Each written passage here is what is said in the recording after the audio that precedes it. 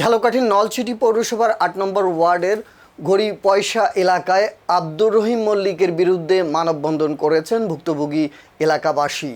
বৃহস্পতিবার ১১ জুন ঘড়ি পয়সা মল্লিক বাড়ির সামনের সড়কে এ মানববন্ধন অনুষ্ঠিত হয়। এতে অংশগ্রহণকারীরা অভিযোগ করেন ৫ আগস্টের রাজনৈতিক পট পরিবর্তনের পর আওয়ামী লীগের রাজনীতির সঙ্গে সম্পৃক্ত আব্দুর রহিম মল্লিক নিজেকে বিএনপির লোক পরিচয় দিয়ে এলাকায় প্রভাব বিস্তারের চেষ্টা করছেন। তারা দাবি করেন ভয়ভীতি প্রদর্শন, চাঁদাবাজি, জমি দখলের চেষ্টা এবং অপকর্মের সঙ্গে তিনি জড়িত। বক্তাদের অভিযোগ, এলাকার নিরীহ ও সাধারণ মানুষকে বিভিন্ন হয়রানিমূলক ও মিথ্যা মামলায় জড়িয়ে অর্থনৈতিকভাবে ক্ষতিগ্রস্ত করা হচ্ছে। মামলা প্রত্যাহারের নামে মোটা অঙ্কের অর্থ আদায় করা হয় বলেও মানববন্ধনে অভিযোগ তোলা হয়। এছাড়া তার কথা মতো না চললে মাদক দিয়ে ফাঁসানোর হুমকিও দেওয়া হয় বলে দাবি করেন অনেকে।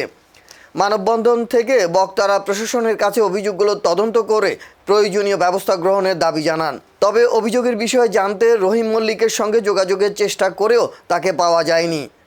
একজন শ্রমিক কাজ করে, দিনমজুর, বাচ্চা কাচ্চা নিয়ে খাই আমরা ছোটখাটো সংসার, কিন্তু আমাদের কোনো এইরকমের রেকর্ড নাই যে কোনো ঝগড়া কাজ, কোনো মামলা, কোনো রাজনীতি, দুর্নীতি, কোনো এইসব কোনোই নাই। আমরা দিনমজুর খাটি, আমাকে পেট নীতি খাটি খাই, পোলাপান লই সংসার দিয়ে করি। এই কিছু নিরীহ লোক আছে, এই নিরীহ লোক এই রহিম মল্লিক বারবার কয়েকটা কেস দিয়েছে, আমাকেও ১০-১২ জন আসামি দিয়েছে।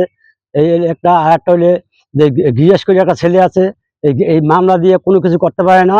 এর একটা মাদক মামলা, মাদক দিয়া আর্মি দিয়ে হারে ধরাইছে, আর আমাকেও হুমকি দিতে আছে, মাদক দিয়ে তোকে ধরাই দেবো সব। টিএস মল্লিক, আমি লেবানন প্রবাসী। আমি ৬ বছর লেবানন থেকে আমি দেশে এসেছি বিয়ে করতে। এই রহিম মল্লিক ও নজরুল মল্লিক বাদী হইয়া আমার নামে একটি মামলা দিচ্ছে, মিথ্যা মামলা। আমি কাউরে কিছু বলি নাই, কিছু না। আপনারা দেশবাসী সবার কাছে জিজ্ঞাসা করেন।